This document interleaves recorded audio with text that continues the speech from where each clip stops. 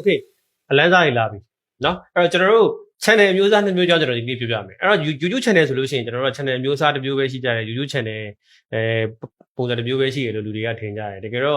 ့ကျွန်တော်တို့ technical ဘိုင်းမှာလည်း channel မျိုးစားနှစ်မျိုးရှိတယ်နောက် business ဘိုင်းမှာတော့ကျွန်တော်တို့ငွေရှာမဲ့အပိုင်းမှာလည်း channel မျိုးစားနှစ်မျိုးရှိတယ်အဲ့တော့ဒီဗီဒီယိုမှာတော့ကျွန်တော်အဓိကပြောချင်တာငွေရှာမဲ့ဘက်ပိုင်းမှာကျွန်တော်တို့ခွဲခြားထားတယ်ကျွန်တော်တို့ကိုယ့်အကိုခွဲခြားထားတဲ့ channel မျိုးစားနှစ်မျိုးဖြစ်တယ်အဲ့တော့ဘာလဲကြည့်အောင်ပထမတစ်မျိုးက make money channel လို့ကျွန်တော်တို့ခေါ်တယ်ဆိုတော့ make money channel ဆိုတာကတော့ဘာလဲဆိုတော့ကျွန်တော်တို့ငွေရှာဖို့အတွက်တည်တံ့ထောင်ထားတဲ့ channel ပေါ့ဗျာဆိုတော့ဘာလဲဆိုလို့ကျွန်တော်တို့ဒီမှာပြောထားသလိုပဲ knowledge ရှိမယ် gaming ရှိမယ် funny ရှိမယ် reaction တွေရှိမယ်ကျွန်တော်တို့ဒီ reaction လုပ်ပေးရရှိမယ်weird လို့ခေါ်ထူးဆန်းထွေလာအကြောင်းတွေရှိမယ် scary တရေအကြောင်းတွေရှိမယ်နောက်သတင်းအကြောင်းတွေရှိမယ်ဆိုတော့အဓိကအဲ့လိုမျိုးကျွန်တော် knowledge ဘိုင်းကိုတွားနေတဲ့လူကြည့်များတယ်ကျွန်တော်နိုင်ငံမှာလူကြည့်များတဲ့ဟာတွေကိုတွားနေတဲ့ကျွန်တော်တို့ channel မျိုးစားတွေပေါ့နော်ဆိုတော့တို့က target to views only လို့ခေါ်တယ်တို့ကview ရဖို့ကျွန်တော်တို့အဓိက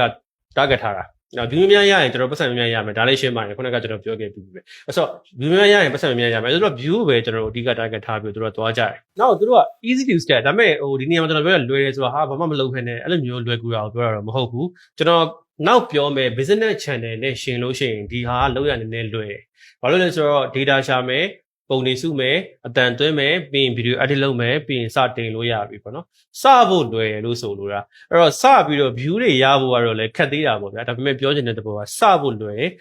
ကျွန်တော်တို့တီးခြားလိုအပ်ချက်မရှိဘူးအဓိက online မှာရှာနိုင်တယ် video edit လုပ်နိုင်တယ်အတန်သွင်းနိုင်တယ်ဆိုလို့ရှိရင်စလို့ရပြီပေါ့နော်ဆိုတော့စဖို့နည်းနည်းလေးလွယ်တယ် head to scale လို့ခေါ်တယ်သူကတိုးချဲဖို့ခက်သွားတယ်အဲ့တော့ကျွန်တော်တို့စဉ်းစားကြည့်လိုက်အဲ့ခုနပြောတဲ့ knowledge တို့တရေအကြောင်းတို့ဘာလို့ပြောတဲ့ video တွေကနောက်ထပ်သူတို့ဘာထပ်လုပ်လို့ရအောင်လဲဒီ YouTube မှာ video view ပြင်ဘာထပ်လုပ်လို့ရအောင်မထင်လဲနည်းနည်းခက်သွားပြီဟုတ်တယ်မလားအဲ့တော့ view ကိုပဲအဓိကရနေဖို့ video တွေပုံမှန်တင်နေပြီးတော့ view အဓိကရနေဖို့ပဲသူတို့ကရည်ရွယ်လို့ရတယ်နောက်သူတို့နောက်တစ်ဆင့်ထပ်လုပ်လို့ရတယ်ဆိုလို့ရှိရင်ဘာလုပ်လို့ရလဲဆိုတော့ founder ကအရှိကိုထွက်လာပြီးဒါကျွန်တော်တို့ကဘယ် channel ရဲ့ founder ပါဆိုပြီးတော့ကျွန်တော်တို့ဒီအခုလိုမျိုး channel ထောင်ပြီးတော့ကျွန်တော်တို့ငွေရှာတဲ့တင်တန်းတွေ online business လုပ်တဲ့တင်တန်းတွေကိုတင်တန်းပေးမယ်ဒါတော့ပဲကျွန်တော်တို့ဆက်လုပ်လို့ရရမယ် channel ဟာလောက်ကနည်းနည်းခက်သွားတယ်ဘာကြောင့်လဲဆိုတော့သူတို့ကစကတည်းကသူတို့ရုပ်မပြပဲနဲ့view ရဖို့အတွက်ကိုဒီ knowledge ဘိုင်းဘာညာပေးပြီးတော့စပြီးတော့ငွေရှာတဲ့ channel မျိုးတွေဖြစ်နေတာဖြစ်တဲ့အတွက်အဓိကသူတို့အာရုံစိုက်ရမှာအဲ့ဒီ view ရဖို့သူအာရုံစိုက်ရတယ်ပေါ့နော်နောက်တစ်ချက်ကကျတော့နောက်ဆုံးချက်ကကျတော့သူတို့က Google AdSense လို့ခေါ်တယ်ခုနကကျွန်တော်ပြောတဲ့ YouTube ကနေလာပြီးတော့ထိုးတဲ့ကြော်ညာတွေပေါ့အဲ့ဒီကြော်ညာတွေကိုသူတို့က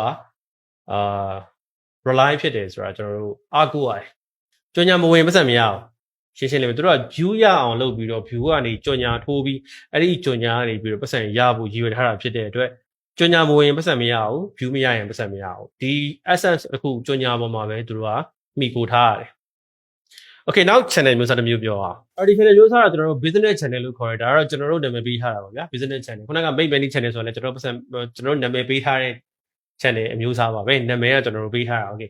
ဆိုတော့ business channel ကကျတော့ဘာနဲ့တူလဲဆိုတော့ကျွန်တော်တို့ရဲ့ DBS မြန်မာ channel မျိုးနဲ့တူတယ် DBS မြန်မာ channel တွားကြည့်လိုက် DBS မြန်မာဒီ make business channel နဲ့လုံးဝကွက်တိကျွန်တော်တို့လုပ်ထားတာပေါ့နော်ဆိုတော့ဘာလို့ယူရဲဆိုတော့တို့ကဒီမှာကျွန်တော်တို့ဟာလေးတွေပါတယ် tutorial တွေဒီချင်းကျွန်တော်တို့သင်ပေးတဲ့ဟာတွေ knowledge sharing ပါသေးတယ်ဒါပေမဲ့ဟိုလိုမျိုး general knowledge မဟုတ်တော့ဘူးသူကကျွန်တော်တို့ရဲ့ယူထားတဲ့ niche ပေါ့ကျွန်တော်တို့ဆိုလို့ရှိရင်ဒီပြည့်မြန်မာဆိုလို့ရှိရင်ငွေရှာတဲ့အကြောင်းကိုပြောတယ်ငွေရှာတဲ့အကြောင်း knowledge တွေကို sharing လုပ်တာပေါ့နော်ပြီးရင် coaching အခုလိုမျိုးကျွန်တော်တို့ training တွေရှိမယ် coaching တွေရှိမယ် free training တွေရှိမယ်နောက်ပြီးရင်တော့ include personal channel တွေလည်းပါတယ်အမှတချို့ channel တွေကကို promote လုပ်တဲ့ကိုလူနာမည်နဲ့ဖွင့်ထားပြီးတော့မှကျွန်တော်တို့ blog တွေပါတယ်ခရီးသွားတဲ့အကြောင်းတွေပါတယ်တင်တယ်အဲ့လိုမျိုး personal channel တွေလည်းဒီ business channel မျိုးစားထဲမှာပါတယ်ပေါ့ဆိုတော့ business channel ကအဲ့ဒါတွေကိုကျွန်တော်လုပ်တာပေါ့ဆိုတော့သူက target သူ့ရဲ့ target ကကျွန်တော်ခုနက view only မဟုတ်တော့ဘူး view ရဖို့အရေးပဲမဟုတ်တော့ဘူးသူကအပြင် business တွေကိုပါလုံးချင်လာတဲ့ channel မျိုးစားတွေဖြစ်တယ်အဲ့ဒါကြောင့်ကျွန်တော်တို့ကလည်း business channel လို့ခေါ်တာပေါ့လေဆိုတော့ head to start ကျွန်တော်တို့စဖို့အတွက်ကိုခုနက make money channel နဲ့ရှင်လို့ရှိရင်နည်းနည်းခက်တယ်ဘာလို့လဲဆိုတော့သူက professional skill လို့ရတယ်ဒါမှမဟုတ် learning skill တခုလို့ရတယ်။ကျွန်တော်တို့ online ငွေရှာတဲ့အကြောင်းကိုကျွန်တော်တို့ကပြောမယ်ဆိုလို့ရှိရင်ကျွန်တော်တို့ online ငွေရှာတဲ့အကြောင်းကိုတကယ်မသိပဲပြောလို့မရဘူး။ online မှာသွားရှာဖတ်ပြီးပြောလို့ရတယ်ဆိုတော့ဟုတ်တယ်ဒါပေမဲ့ကိုယ့်မှာ personal experience မရှိဘူးလေ။အဲကျတော့ personal experience မရှိလို့ရှိရင်ပြောရတာနည်းနည်းခက်တာပေါ့။ကျွန်တော်ကျတော့ဒီလို training တွေဖွင့်နိုင်တယ်ကျွန်တော် channel မှာကျွန်တော်စကားပြောနေတယ်ဆိုတော့ကျွန်တော်ကိုယ်တိုင် online ကနေပြီးတော့ငွေရှာပြီးတော့မှတော်တော်လေးအောင်မြင်ထားပြီးလို့ကျွန်တော်ဒါတွေကိုကျွန်တော် experience ကိုကျွန်တော်ပြန် sharing လုပ်နိုင်တာပေါ့။ဆိုတော့ အဲ့လိုမျိုးပေါ့ကိုယ့် person ကိုယ့် professional တက်ကြွတဲ့လူတရားမဟုတ်ဘူးဆိုလို့ရှိရင်လောက်ရခက်တယ်ဗျာဥပမာကိုက design channel တခုလုပ်မယ်ကျွန်တော်တို့ design ဆွဲတဲ့ channel တခုလုပ်မယ်ကို design မဆွဲရလို့ရှိရင်ကျွန်တော် design ဘယ်လိုဆွဲပြရမလဲသဘောကအဲ့လိုမျိုးအဲ့တော့ professional ကျွန်တော်တို့ scale လိုတယ်ပြီးရင်သူ့ရဲ့ကောင်းတဲ့ချက်က opportunities to scale ပေါ့ပို့ချဲ့လို့ရတယ်ခုနကလို view နဲ့ပဲပြီးမသွားဘူးကျွန်တော်တို့ပို့ချက်လိုက်ရတယ်အခုကျွန်တော်တို့ဒီမှာပဲကျွန်တော်တို့ online training ဖွင့်နေပြီလေဆိုတော့ဒါအပြင်ကျွန်တော်တို့အရှိမဖွင့်ခဲ့ online training တွေအများကြီးခုနပြောတဲ့တင်နန်းသားပေါင်း18000ကျော်ကျွန်တော်တို့ရှိခဲ့ပြီးပြီဒါဒီကျွန်တော်တို့ရဲ့ opportunities to scale ပဲတိုးချဲ့လာဖို့ opportunity ကျွန်တော်တို့မှာရှိလာတာပဲဆိုတော့တင်နန်းဖွင့်လို့ရတယ်ဒါအပြင်ဘာရှိသေးလဲအများကြီးလုပ်လို့ရတယ် sponsorship တို့ကျွန်တော်တို့ brand engagement တို့ affiliate marketing တို့ product selling တို့ digital download ဆိုတော့လို့ရှိရင်ကျွန်တော် service ပေးရတို့ကျွန်တော်အများကြီးထပ်ချက်လို့ရတယ်ဒါတွေနောက်ပိုင်းကျွန်တော်ပြောပါမယ်စိတ်မပူနဲ့အကုန်လုံးကျွန်တော်အဲ့ဒီအကုန်သင်ပေးပါနော်ဆိုတော့ကျွန်တော်ဘာလုပ်လို့ရဒီမှာရေးထားတယ် Google Adsense training coaching product influencer sales sponsorship match ပေါ့အများကြီးပဲရှိသေးတယ်နော်ဆိုတော့ဒါဒီချဲ့လို့ရတဲ့ဟာပေါ့ဒါက business channel ပေါ့နော်အဲ့တော့ channel နှစ်ခုအကြောင်းကျွန်တော်တို့ရှင်းမိတယ်ねအဲ့တော့ဒီမှာတစ်ခုပြောချင်တာတစ်ခုရှိတယ် both are okay both နှစ်ခုစလုံးက okay ကောင်းတယ်ဆိုတော့ကျွန်တော် main managing channel ပဲမလုပ်နဲ့တော့ကျွန်တော်တို့ business channel လုပ်ပါလို့လည်းကျွန်တော်မပြောဘူးbusiness channel မှာကောင်းပါတယ်လို့လည်းမပြောဘူး main managing channel မကောင်းလို့လည်းမပြောဘူးနှစ်ခုစလုံးကောင်းတယ်ဘာလဲဆိုတော့ကျွန်တော်တို့ရဲ့ vision ကျွန်တော်တို့ဘယ်အထိသွားချင်တာလဲเนาะကျွန်တော်တို့ဘယ်လောက်အထိကျွန်တော်တို့ဖြစ်ရှင်တယ်လဲဒါမှမဟုတ်ကျွန်တော်တို့ဘယ်လောက်လုပ်နိုင်တယ်လဲ capabilities ပေါ့ကျွန်တော်တို့ဘယ်လောက်အထိလုပ်နိုင်စွမ်းရှိတယ်လဲ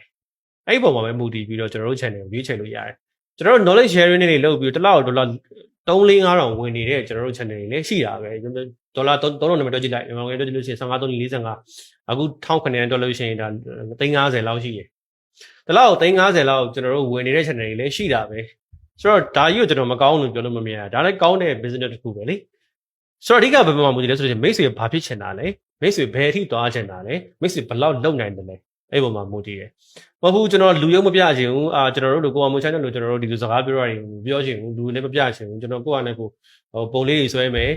ပြီးတဲ့အခါကျတော့ဒါမှမဟုတ်လို့ရှိရင်နောက်ကနေအတန်လေးနဲ့ကျွန်တော် knowledge လေးတွေ sharing လုပ်ပြီး channel လေးတွေထောင်မယ်အဲ့ဒါလည်းဖြစ်တယ်အဲ့ဒါလည်းကောင်းတယ်လုပ်ရတယ်ဒါမှမဟုတ်ကျွန်တော်တို့လူသွားချင်တယ်လူပြချင်တယ်စကားပြောချင်တယ် training တွေဖွင့်ချင်တယ်ထပ်ပြီးချက်ချင်တယ်ဒါလည်းကောင်းတယ်ရတယ်လုပ်နော်နှစ်ခုစလုံးကျွန်တော်ကအားပေးတယ်ကျွန်တော်တို့ YouTube Box program ကျွန်တော်နဲ့101 coaching လုပ်တဲ့ program မှာတော့ကျွန်တော်တို့အဲ့ဒါကိုသေချာမေးရတာပေါ့လေသူတို့ဆိုကြလမ်းလွဲမှာဆိုလို့ဒီမှာကတော့ကိုတကယ်လုံနိုင်စွမ်းဘာရှိတယ်လဲဥပမာကိုကဟုတ်ပြီကိုကမချမ်းပြောလို့ကျွန်တော် business channel ကျွန်တော်လုပ်ပါမယ်ကျွန်တော် training ဘက်ကိုသွားချင်တယ်ပို့ပြီးတော့ scale လုပ်ချင်တယ်ပို့ကောင်းတာလေးလုပ်ချင်တယ်ပို့ပြီးတော့တိုးချဲ့ချင်တယ်ဆိုတော့အဲ့ဒါမျိုးလေးသွားပါမယ်လို့ကိုကပြောတယ်ဒါပေမဲ့ကိုမှ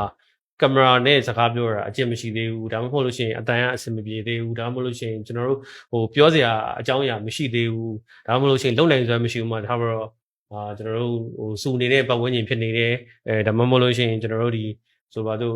background ကောင်းကောင်းမရှိဘူးဒါမှမဟုတ်အချိန်မရတာအဲ့အများကြီးဖြစ်နေတယ်အဲ့တော့အတင်း business channel ကြီးကိုထိုးပြီးတော့လုပ်ပါမဖြစ်အောင်လုပ်အဲ့ဒါကောင်းတယ်ကျွန်တော်ဆိုလိုတာမဟုတ်ဘူးနောက်ခုစလုံးလုပ်လို့ရတယ်နော်ဒါလေးဒီမှာကျွန်တော်ရှင်းအောင်ပြောထားတာပါတော့ကြဟိုဘက်ကိုပဲလောက်ရမယ်လို့ထင်နေမှာဆိုလို့အဲ့တော့ကျွန်တော်တို့ကတော့မျိုးစားနှမျိုးခွဲထားတယ်ဒီမျိုးစလုံးကျွန်တော်လုပ်လို့ရတယ်ကိုဘာလုပ်နိုင်လဲဆိုတာကိုရွေးပါโอเคဆက်သွားရအောင်